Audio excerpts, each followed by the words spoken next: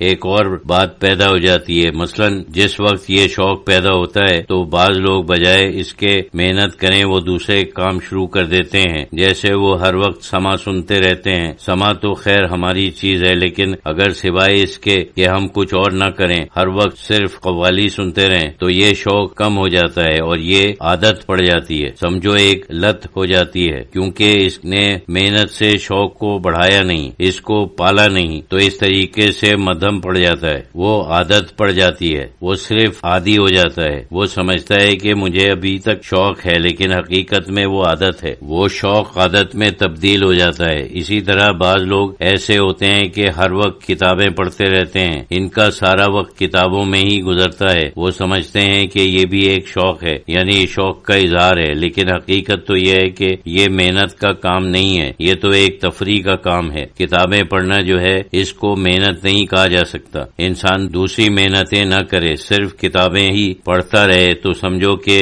اس کا شوق جو ہے اس کا صحیح استعمال نہیں ہوا، وہ مدھم پڑ جائے گا، وہ چیز عادت میں تبدیل ہو جائے گی، وہ بس کتابیں پڑھتا رہے گا یا باتیں کرتا رہے گا۔ بعض لوگ باتیں ہی کرتے رہتے ہیں، اور جیسے حضرت داتا صاحب رحمت اللہ علیہ نے کشف المحجوب کے شروع میں جو تقریباً 900 سال پہلے کی کتاب ہے لکھا ہے کہ آج کل کے زمانے میں تصوف صرف ایک ذہنی تفریح بن کے رہ گیا ہے، یعنی لوگ باتیں کرتے ہیں، موضوع سخن ہے، یعنی اس کے اندر کوئی حقیقت نہیں رہی۔ تو بعض لوگ یہ کرتے ہیں اور وہ سمجھتے ہیں کہ ہم اپنا شوق پورا کر رہے ہیں، لیکن حقیقت تو یہ ہے کہ وہ جو صحیح شوق ہے، یعنی آگے بڑھنے کا شوق، قرب الہی کا شوق، اللہ کے قریب ہو جائیں، وہ اس طرح سے پورا نہیں ہوتا، وہ ایک قسم کا ضیاء ہے۔ اور جیسے ابھی میں نے مثال دی کہ شوق جو ہے وہ عادت میں تبدیل ہو جاتا ہے، انسان کو محنت سے شوق کو پالنا چاہیے۔ شوق اگر ایک درخت ہے تو محنت پانی ہے جو ہم اس کو دیتے ہیں،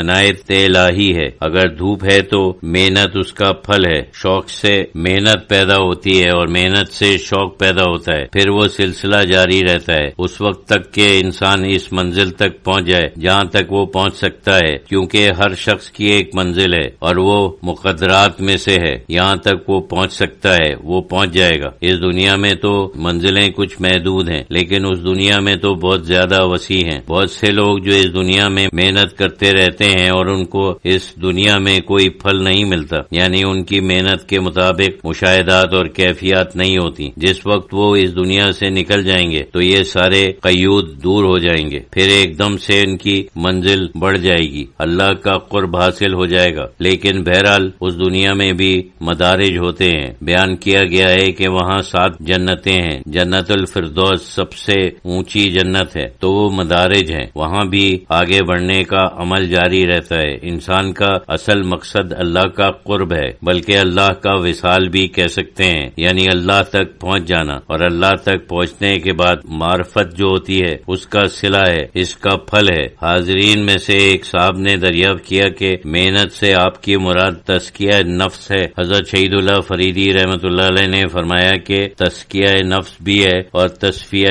قلب بھی ہے۔ تزکیہ نفس اس کو کہتے ہیں کہ جو نفسانی خواہشات ہیں ان کو قابو میں لائیں، اور ایک باطنی پہلو تصفیہ قلب ہے کہ جو خیالات ہیں ان کی صفائی ہو۔ تو اصطلاحات ہیں، نفس سے اصطلاحاً تزکیہ ظاہری چیزوں سے اجتناب ہے جو پاکیزگی کے خلاف ہیں، اور تصفیہ قلب اس کو کہتے ہیں کہ ہمارے خیالات اور اندرونی جذبات جو ہیں اس کی درستی ہو جائے۔ یہ زیادہ مشکل اور اندرونی بری صفتیں ہیں جس جیسے حسد ہے، بغض ہے، کینہ ہے، حرص ہے اور تکبر ہے، یہ سب باطنی صفتیں ہیں، لیکن بہت سے گناہوں کی بلکہ سب گناہوں کی جڑ ہیں۔ شیطان کا راندے درگاہ حسد اور تکبر کی وجہ سے ہوا، اس نے حضرت آدم علیہ السلام سے حسد کیا کہ یہ ہم سے کیسے بڑھ گئے، اور تکبر بھی کیا کہ میں ان سے بہتر ہوں، بلکہ حسد ہی میں تکبر پوشیدہ ہے، یہ تو اس کا ایک جز ہے۔ یہ ایسی چیزیں ہیں جو سارے فساد کی جڑیں ہیں، اور تصفیہ